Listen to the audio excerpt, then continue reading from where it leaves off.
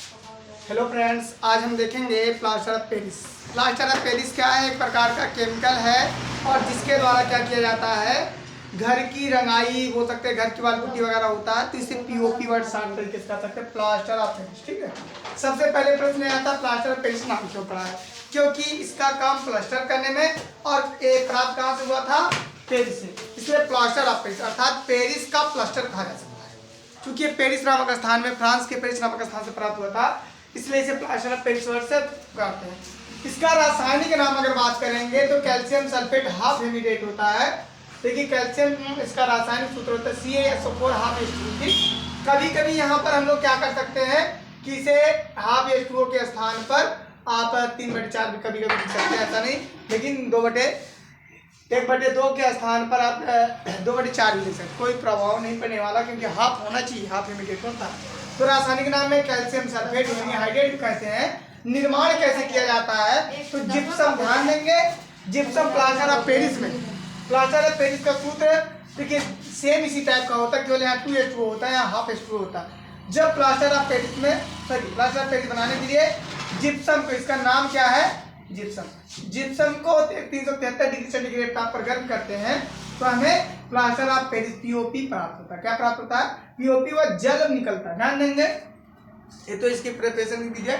और ये बच्चों याद रखिए कि क्लास 10 के लिए बहुत मोस्ट इंपॉर्टेंट टॉपिक है।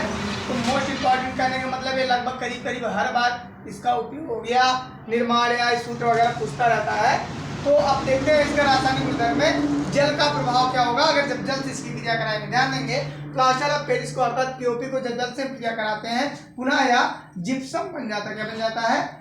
जिप्सम बन जाता है। क्या बन जाता है? जिप्सम। देखिए CaSO4 हाफ H2, 3H2O जब जोड़ देंगे पुनः 2H2O बन जाएगा। कैसे?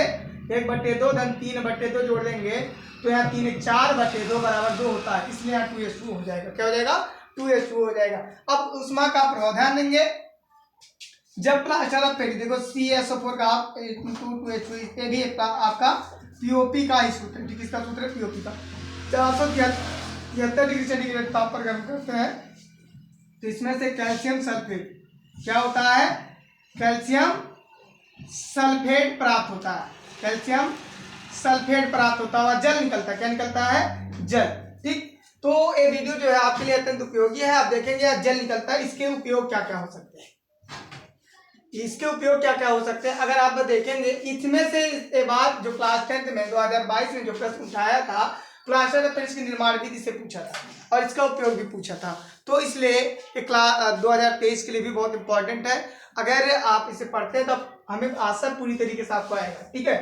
उपयोग क्या क्या हो सकता है? खिलौने बनाने में आप बहुत आसान तरीके से जब देखेंगे, जो मूर्तियां बनती हैं उसको फोड़ेंगे तो उसे लास्ट में देखिए उसमें सफेद चूने जैसा पदार्थ निकलता है, तो चूना नहीं होता है बल्कि चूने के स्थान पर पीओपी होता है। इसलिए मूर्ति बनाने में, खिलौना बनाने में इसका प्रयोग कर सकते हैं।